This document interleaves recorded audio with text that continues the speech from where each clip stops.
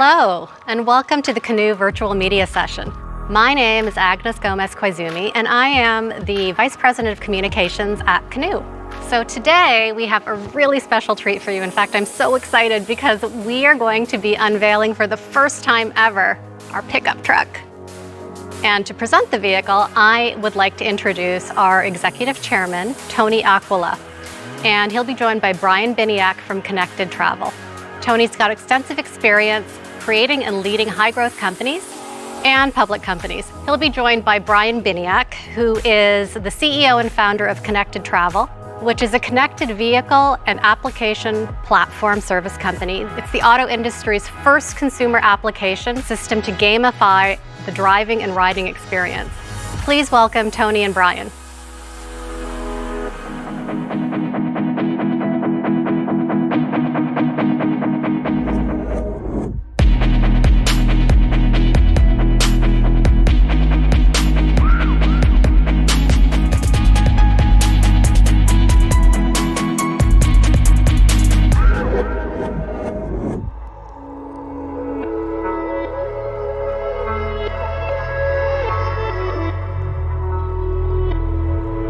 Hey, man. Hey, Tony. Good to see you. How you doing, bro? Good. Good to see you. This is amazing. I didn't know what I was going to see today, but I can tell you I'm blown away. That was our dream, to make sure that we had a vehicle that brought a truck to the market that just really shocked people, just from the visual and then to the functional. It looks like there's just a ton of different things in here. Can you share with me what you got going on? Yeah, so this is designed for many different use cases. We designed from the inside out and then the outside in. This is for America. This is what built America anyways. We wanted to do something that was fully drive-by-wire, brake-by-wire, harmonized systems, and shed 35% of the parts. And in order to do that, you gotta get rid of steering column, shock tower, struts. You gotta change everything, right? So this is a pure design, and of course, you know, that's how you get so much cubic feet. It's the size of a small pickup and has the payload of a full size. We wanted to have a masculine look as well as a sleek and sexy design, and it be totally different on the utilization of space. And as you know, I come out of the aftermarket on the software side and worked for every OEM. So I wanted to be a part of a design structure that was designed not only for the first owner, but for the second and the third owner.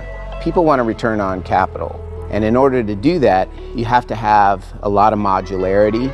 And so I can do things like have a workbench. And it's an aircraft cargo style, so you know, it's interlocking and accessorizing. And I can make this for my use case. You know, this is very functional structure. At the same time, maybe I want to put a camper shell on this and have access through the cabin to the cargo area. And of course, it has a full roll down window. I see so many different unique consumer use cases in this vehicle, and you know, most of the time what I've seen in vehicles, they're built one thing, one size fits all.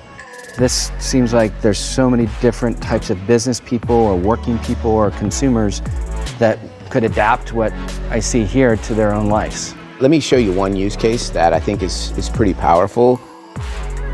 Let's say I'm a catastrophe insurance adjuster, or I'm a plumber or an electrician or whatever. My tools can go in here and my batteries are charging automatically because this is a power plant, right? And so I got the ability to have a workbench here. Or if I'm front gating at my favorite event, I've got a bar here. You know, I've got power plant here as well. So I have plugs, USB, mini USB, whatever you want. These are all accessorizable. So again, taking that concept about, you know, let's build something that people can personalize rather than we're building it to industrialize. So you can have workers with a table saw over here, and you could do that all day long and you wouldn't hit 10% of the battery life. That's amazing.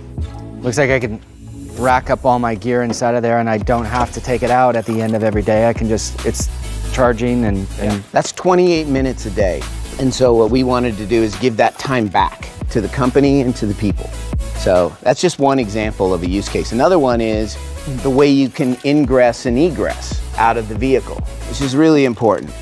Can I grab a seat? Yeah, please sit in it.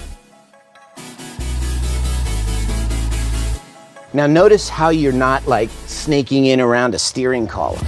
When you don't have a steering column, you can push things forward and you can give them a bigger space. And that bigger space becomes super functional. And I can personalize this. I can run bucket seats, I can run a bench seat system, I can run a 3-seat system. Again, the driver is very far forward, but yet he's in the safest bubble zone. These are like similar to our approach on the delivery vehicle. These are designed for you to put your accessories on. You know, if you're a guy that you use a big cup, a small cup, you can buy the accessory for what you need. In addition to that, this is an additional secure toolbox area that you can buy an accessory to put in there, and I can keep my flashlights, my gloves. And yet, when I want to take my significant other out, none of that stuff's seen. At the same time, I can get it with a full infotainment system, but if I'm a guy that has a fleet of 500 trucks, and my guys are working on it, well, maybe I want to use something as low cost as a simple Android or iOS device to be the interface to the vehicle. It's maximizing technology to allow for the utilization of space and make it for me. You know, people talk about hardware and software. They can't function without each other. Like, electrify my environment and make it very modular and mobile to me. Everything has multiple purposes, so the battery pack is designed to be upgraded, replaced, repaired. They're all separate cells, so you have massive amounts of redundancy. You can run this thing all day long and still go home at 35, 40% power and plug it in and do a rapid charge. Could you imagine if you just went through this Texas weather storm and you need power, you need electricity, boom, you got it. You can run it with one motor and one guy can pick it up. So take a V8 engine, you know, it's 600 plus pounds. This thing is sub 200. It's got 300 horsepower, nearly 300 pounds of torque, and I can put 2 of them in there. So we're thinking about things that most designers and engineers just don't think about. Why? Because they don't work a truck. They don't make their living. They don't put their kids through college with their truck. We do. Like, this thing is just us. Down below, we have a set of other toolboxes or safety boxes. I have a built-in step, but if I wanted to do something else in here, I have my first aid kit, my flashlight. Again, multiple functions, adds in structural integrity, helps me get access here. I just think about all the times I've had to put gear on top of my SUV and I'm always falling off and trying to, like, not kill myself doing it. This is amazing. Yeah, so we wanted something where you can gear up quick, you know, whatever you want to do, or if you want to put your equipment up here. And of course, because it's interlocking like this, you have the ability to put a ladder rack in here that could go across like this and be fastened. Again, this is just about thinking about how people use a truck. At the same time, you know, I want my wheel chocks, because I like to dirt bike. And I want to be able to tie down easy. The gate design is very different here on this vehicle versus other vehicles because there's functionality purposes. My slat wall comes to life. I can keep my tools, you know, keep my water, my drinks, because otherwise you're going to drop these things on the ground. And of course, here's a way to get hurt. You know, and so just thinking about keeping people as safe and strong as possible. But let's just say I got to go pick up, you know, a sheet of plywood. Well, now I need an 8-foot bed, but I wanted a 6-foot bed price. And so what did we do? We have it so that you can take this and I now have an 8-foot bed.